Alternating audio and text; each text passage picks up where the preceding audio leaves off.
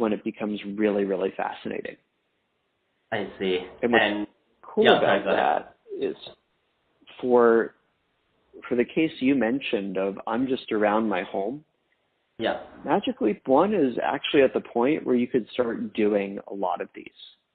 Now, the challenge is, well, there's a couple challenges. One is that I don't think a lot of that's going to come from Magic Leap themselves because I think their lead UI designer is shitty and has bad taste.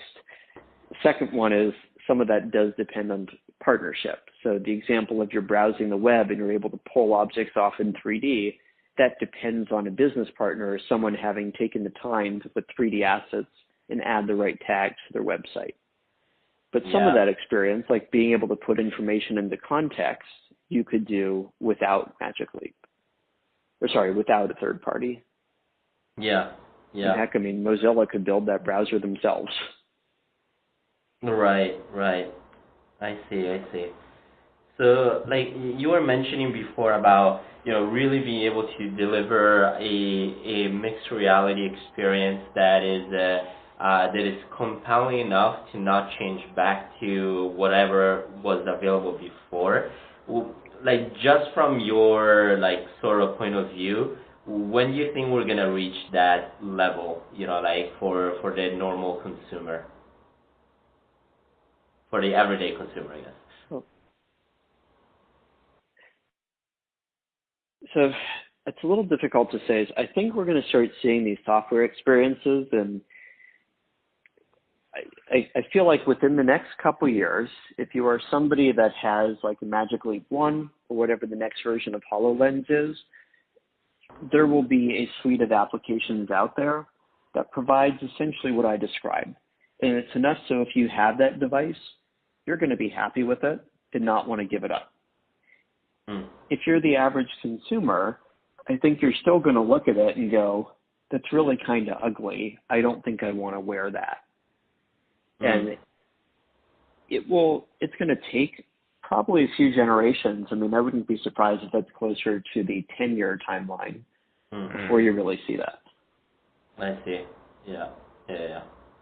But again, to me, the unknown wildcard tipping point is, what does Apple do?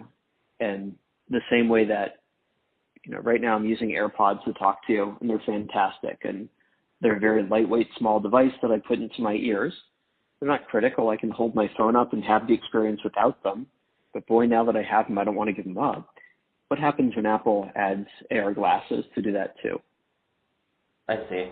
And the challenge, though, is from the software side, the first experience I designed to you, it needs to be like a multitasking thing where the operating system is actually able to have all of these augmented reality apps running at the same time.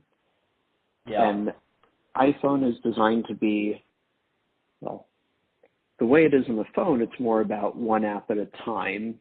Obviously on iPad, you do have some multitasking. So it's possible they'll be able to scale and have these multiple experiences. I would not be surprised if at first it's like one AR experience at a time. And then after 5 years, you start seeing multitasking with it.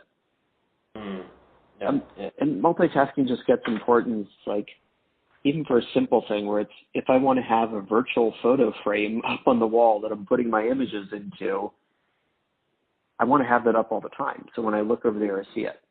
And the second you say, I want to do that and do something else, you need multitasking. Yeah, that makes sense. Okay, so there might be already some apps that might come out for consumers that are sort of like, even for Magic Leap, that are sort of like interesting experiences, but then it's going to take, generations of iterations where we're really going to get a suite of apps that's essentially good enough for the average consumer to say, hey, actually, this is good enough for me to enhance my everyday experience, that I might not go back to my mobile device, right? Yeah. Ronnie, the CEO of Magic Leap, always liked to compare ML1 to the iPhone moment.